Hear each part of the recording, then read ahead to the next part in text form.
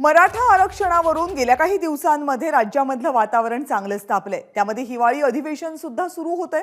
याच अधिवेशनामध्ये मराठा आरक्षणाचा मुद्दा चांगलाच तापणार असल्याचं दिसतंय। या सगळ्या पार्श्वभूमीवर एक मुद्दा पुन्हा एकदा चर्चेत आलाय आणि तो म्हणजे मराठा आरक्षणासंदर्भातली राज्य सरकारची क्युरेटिव्ह पिटिशन। म्हणूनच क्युरेटिव्ह पिटिशनचा इतिहास आणि भविष्य काय असेल, या पिटिशनमुळे मराठा आरक्षणाचा गुंता सुटेल का, या सगळ्या प्रश्नांची उत्तरं देणारा माझाचा रिपोर्ट बघूयात। क्युरेटिव्ह पिटिशनचं काय होणार?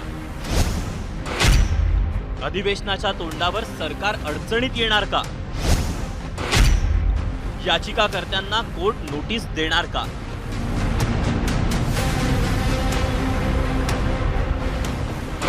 मराठा आरक्षणाबाबत क्युरेटिव्ह याचिकेवर सुप्रीम कोर्टात सरन्यायाधीशांच्या चेंबरमध्ये सुनावणी झाली।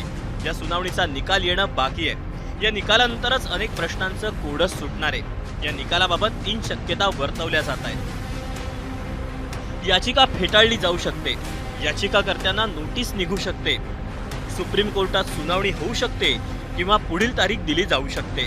नोटीस निघाली किंवा कोर्टात सुनावणी झाली तर सरकारसाठी ही आनंदाची बातमी ठरेल। याचिका फेटाळली तर सरकारची अडचण वाढेल। मागासवर्गीय आयोगाचा सुधारित रिपोर्ट द्यावा लागेल। ओपन कोर्टात सुनावणीला वेळ लागू शकतो। यामुळे सरकारच्या आशा पल्लवित होतील आणि सरकारला तात्पुरता दिलासा मिळेल। प्रकरण न्यायप्रविष्ट असल्याचं कारण नवा कायदा करताना सरकार देऊ शकेल। याचिकाकर्ते जयश्री पाटील यांना नोटीस आल्यास सरकार रिजॉइंडर देईल आणि त्यात खूप वेळ जाईल आणि सरकारला दिलासा मिळेल।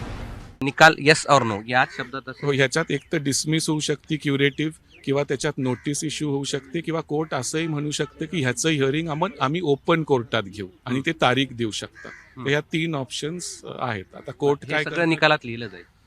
हा निकाल तो एक ओळीचाच येईल। जर डिसमिस झालं तर डिसमिस मधून नोटीस इश्यू झालं तर नोटीस, आणि जर ओपन कोर्टात लिस्ट करणार असले तर लिस्ट इन ओपन कोर्ट म्हणून। तर त्यात हा काही डिटेल्ड निकाल नसेल। न्यायमूर्तीने काय निर्णय घेतला होता तो राखून ठेवला जातो, ते आम्हाला कळण्याचं कुठलंही कारण नाही।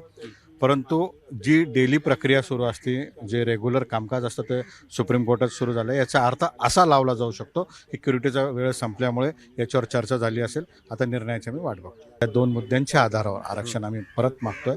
50% मर्यादा आणि त्याच्याही पलीकडे जे राज्याला अधिकार होते ते सुप्रीम कोर्टाच्या निर्णयानंतर लोकसभेने सांगितलं 105 घटनेनुसार ते राज्यालाच अधिकार आहे। खरं तर मराठा आरक्षणाचा तिढा सोडवण्यासाठी सरकारच्या दरबारी हालचालींनी वेग घेतलाय।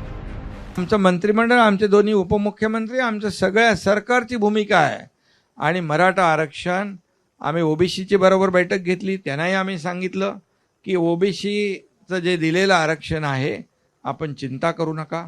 जे आता नोंदींचा जो विषय आहे तो शिंदे कमिटी काम करते, तो GR अगोदरचा आहे। आम्ही काही नवीन काय करत नाही। ज्या जुन्या नोंदी आहेत, वंशावळी आहेत, रक्ताची नाती आहेत, परंतु जे मराठा आरक्षण आहे ते देण्याचं काम सरकार करेल। मराठा समाजास मागास असल्याचे आणखी पुरावे सादर करण्याच्या सरकार दरबारी हालचाली सुरू आहेत। बिहारप्रमाणे महाराष्ट्रात आरक्षणाची मर्यादा 75% करण्यावर चर्चा झाली आहे। राज्यात सर्वसाधारण EWS आरक्षण मिळून 62% आरक्षण आहे। EWSच्या 10% आरक्षणात 8.68% लाभ मराठा समाजाला आहे। सर्वसाधारण आरक्षणातही मराठा समाजाला लाभ आहे। त्यामुळे इतर तरतूद केल्यास या आरक्षणावर परिणाम होऊ शकतो अशी नेत्यांची भावना आहे। आणि 75% आरक्षण द्यायचं असेल तर जातीय जनगणना करावी लागेल। वरील सर्व शक्यतांवरती राज्य सरकार काम करत आहे। वरील अनेक पर्यायासंदर्भामध्ये राज्य सरकार विचार करत आहे। मात्र सध्या सुरू असलेल्या सर्वोच्च न्यायालयामध्ये क्युरेटिव्ह पिटिशनच्या सुनावणी संदर्भात काय निर्णय येतोय यावरती राज्य सरकारची पुढील वाटचाल राहणार आहे।